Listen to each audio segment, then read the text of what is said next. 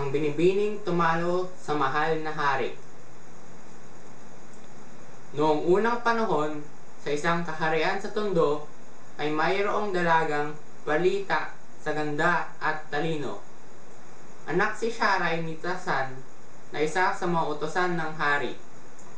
Maraming binatang nanliligaw sa kanya at isa na rito ang anak ni Datu Abdul. Alam ba ninyong bawal dati na makapangasawahan ng ang dalawang taong hindi magkauri sa lipunan? Ngunit, hindi mapigilan ng Datu ang pang-iibig ng kanyang anak kay Sharai. Nabuo ang isang plano sa Datu. Dadaanin niya sa pagsubok ang binibini. Inutusan niya si Lumukot. Hindi to dapat malaman ni naman, utos ng Datu.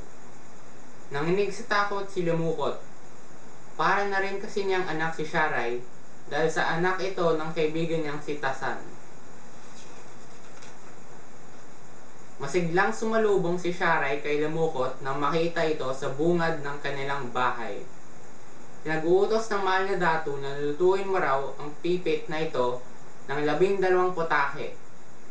Kamatayan ang parusa kapag hindi mo nasunod ang utos. Parang kinurot ang puso ni Lumukot sa dalang balita. Hindi naman napawi ang sigla ng binibini. Tinanggal nito ang paineta sa buhok saka inabot kay Lumukot. Pakisabi sa mahal na Datu na gawin muna niyang 12 pinggan at panandok ng aking paineta upang mapaglagyan at maipangkuha ng 12 potahe ng pipit na lulutuin ko, sagot ni Sharai. Muling pinabalik ng Datu si Lumukot kinabukasan. Pinag-uutos ng mahal na Datu na ipagpalit mo ng ginto ang tupang ito, ngunit ibalik sa kanya ng buhay pagkatapos. Parang nasasamid na sabi ni Lumukot. Kinabukasan, inahitan ni Sharai ng balihibo ang tupa. Ipinagbili niya ang balihibo kapalit ng isang garapitang ginto. Pagkatapos ay nagtungo siya sa kaharian ng Datu upang isauli ang tupa at ibigay ang ginto. Humanga ang Datu sa katalinuhan ng binibini. Ngunit, hindi pa doon nagtapos ang kanyang pagsubok. May sakit ang Datu at nangangailangan ng gatas ng lalaking kalabaw para siya ay gumaling. Ikaw, Sharai, ang napili niyang maghanap nito. Pinagpawisan si Lumukot sa matinding utos ng Datu. Samantala, nagpasabi noon ng Datu sa buong kaharian na walang sinumang maliligo at maglalabas sa ilog kinabukasan dahil maliligo siya. Nang gabing yon, kinatay ni Sharai ang alagang baboy sa balig ng kanyang ama.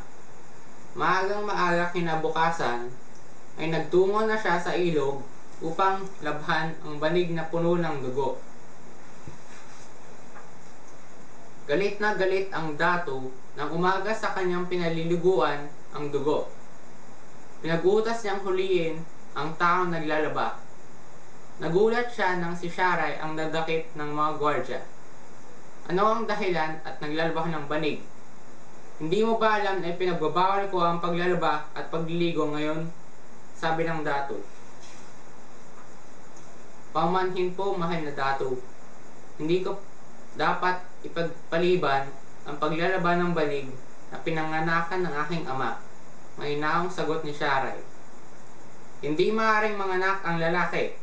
Nanlaki ang butas ng ilong ng Datu sa katwirian ng binibini. Kung gayon po, hindi rin maaaring magkaroon ng gatas ang lalaking kalabaw, sagot ni Sharai. Ibinigay ng Datu Abdul ang kanyang basbas upang maipakasal ni Sharai sa prinsipe. Alam niyang magiging katuwang ng kanyang anak ang matalinong binibini sa maayos na pamalakad ng kanilang bayan.